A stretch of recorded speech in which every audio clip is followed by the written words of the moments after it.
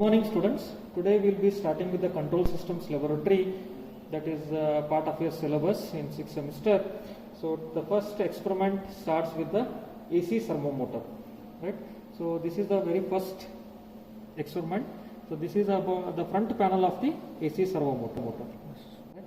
So servo motor is basically an actuator for the precise control of the angle. For the precise control of the angle or velocity or acceleration, the servo motors are employed, right? So based on the power that it is applied with, it is classified into two types: the DC servo motor and the AC servo motor. If it is applied with the DC power, it is said to be a DC servo motor, and if it is powered with the AC supply, then it is said to be AC servo motor. Fine. So here the first experiment, this is about the panel of the AC servo motor. So these are the different panels. Here we have the DC motor input, what we are applying. So these are the terminals across which we are measuring the back EMF of the DC motor. The DC motor is coupled with the servo motor. So AC servo motor is coupled with the DC motor, right?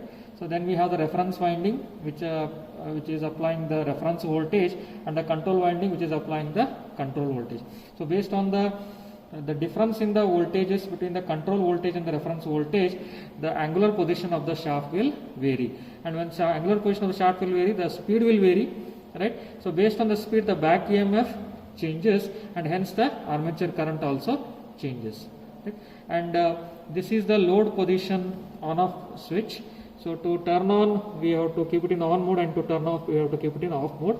Then this is the load switch. To vary the load, amount of load magnitude can be varied with the help of this load switch. This is the switch to turn on and turn off the servo motor. Fine. And this is where we are connected with the capacitor, that is at the load side of the that is servo motor, right? Then we have the control position, control voltage knob, which we are varying in order to vary the control voltage. Right? So these are the different positions, and on this display we will be able to see the speed of rotation of the motor in revolutions per minute, and here the current will be displayed. So this is all about the front panel of the AC servo motor. Welcome back, students. So today we will be conducting the experiment. So as we have started with already the introduction part, that is AC servo motor speed torque characteristics. So initially here the knob, load switch knob, the control voltage knob should be in minimum positions, right? And the load switch and the servo motor switch should be in off positions, right? So these are the minimum positions that we have to maintain before starting with the experiment, right? So if you want to start with the experiment, then switch on the supply. Switch on the supply from the mains. So once the main supply is turned on, then initially switch on the servo motor switch, then vary the control voltage knob to certain speed.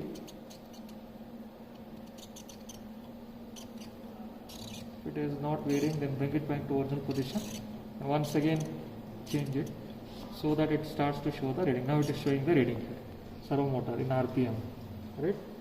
So then we need to obtain the readings of the back EMF versus the speed. Back EMF versus the speed. So in order to obtain the readings, let us take for different speeds the different back EMF voltages that we are obtaining at the DC motor. Okay. So here I will reduce the RPM by varying the control voltage. So I think minimum is 385 that we are able to obtain here. So we will start with the reading of around 400 RPM. So it is around 423. Try to make it 400 if possible, or else let it be 423. Let it be 423. If it is not varying precisely, let it be 423. So at around 423 RPM, find out how much is the back EMF. Fine. So back EMF, that is at the DC motor side. So now I have connected the two patch cords, right? Two patch cords to the digital multimeter across the back EMF terminals of the DC motor. I will turn it on. I will keep it in DC mode. I'll keep it in DC mode. So it is showing the DC voltage.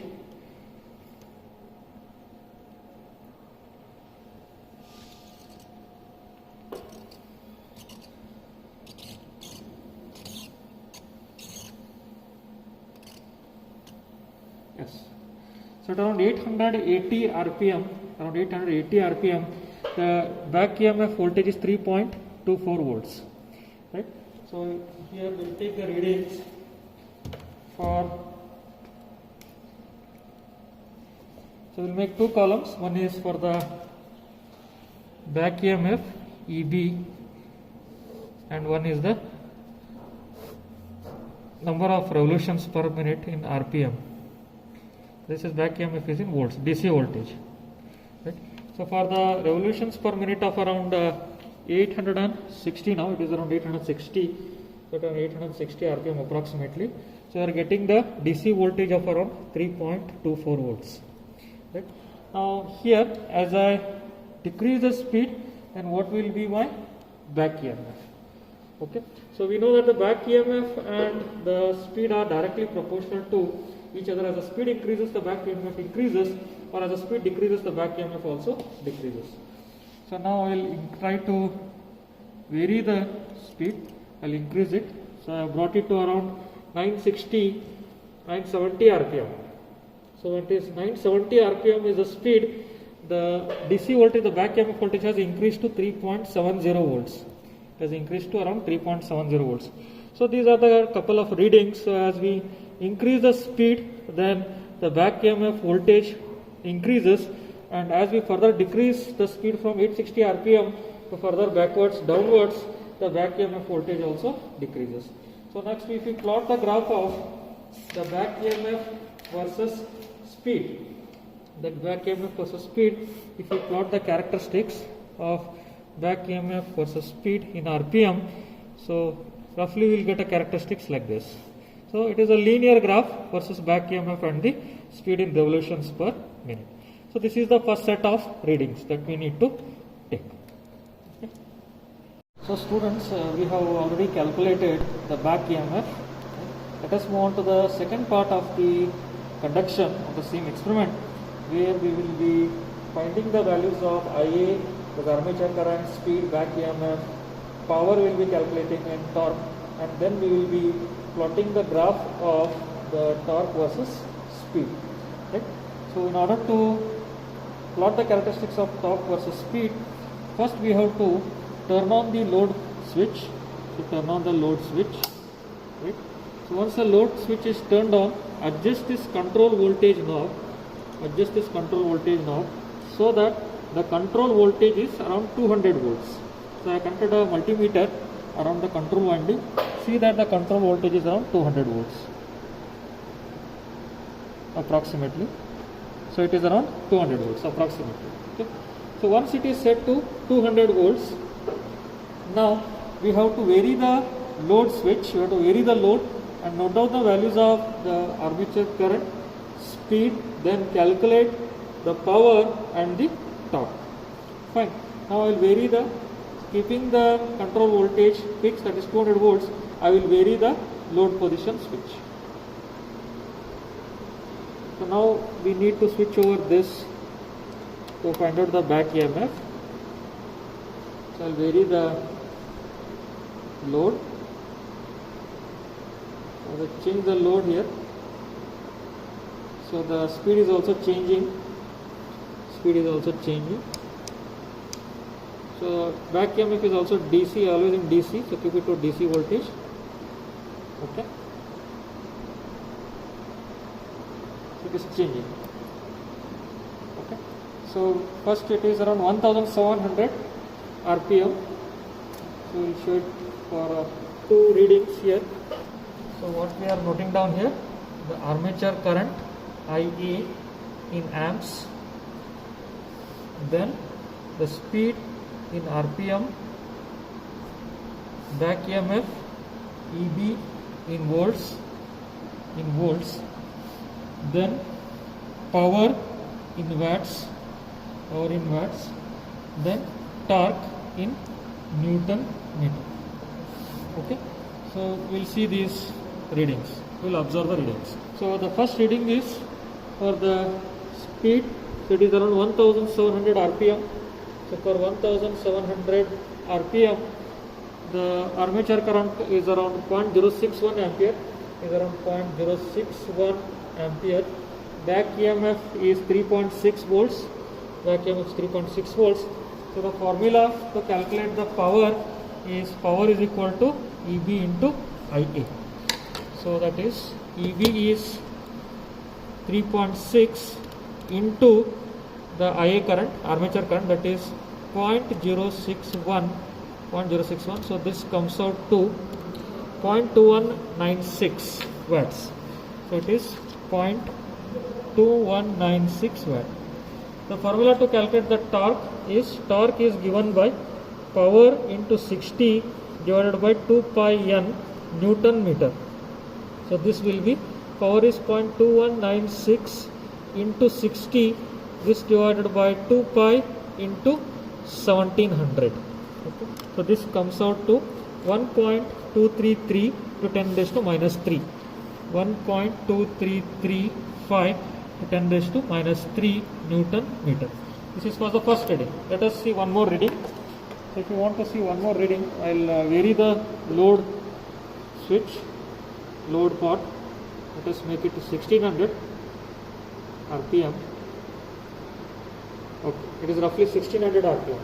So for an rpm of 1600, the current is 0.089 ampere. Back EMF is 2.7 volts. Right, so you can see the proportionality between back EMF and speed. So as the speed is decreasing, back EMF is also decreased. Right, that is the proportionality between back EMF and the speed. Then what is the power in watts? So the power in watts, we have to calculate that. So that comes out to, according to the formula, P is equal to EB into IA. So EB is 2.7 now. So it is 2.7 into 0.089. So this will be 0.2403. 0.2403. So what we are seeing here is power has increased. What about the torque? So torque is given by T is equal to P into 60. P is 0.2403 watts into 60. This divided by 2 pi into revolutions per minute, that is 1600 n value. So let us calculate this. This comes out to 1.4341 into 10 raised to minus 3 Newton meter. So what has happened here? So we can see as the speed is decreasing, the torque is increasing. Yes or no? So as the speed is decreasing, torque is increasing. So they are inversely proportional to each other. So you can see the reduction in speed 1600 from 1700, it has been reduced. The torque has increased from 1.2 to 1.4. So that means whatever readings we are getting are correct. They are up to the mark. Right? So like this we have to take the other readings, and after taking the readings we have to plot the graph of the torque versus speed. If you plot the graph of torque versus speed for different values of control voltage. Now I have set the control voltage to 200 by varying the control voltage now.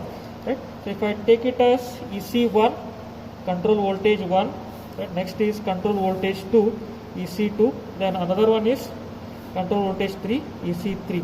So here EC1 is greater than EC2 is greater than EC3. Right? Now for these readings, so this is the graph of torque T versus N. So as the speed is decreasing, the torque will be increasing. As we reduce the speed, the torque increases. So this is how we are obtaining the graph. So for our students, so I hope you all have understood how to conduct the experiment, how to take the readings, and finally how to plot the characteristics. Right? If there are any queries, then send your queries to us so that we will clarify. Thank you.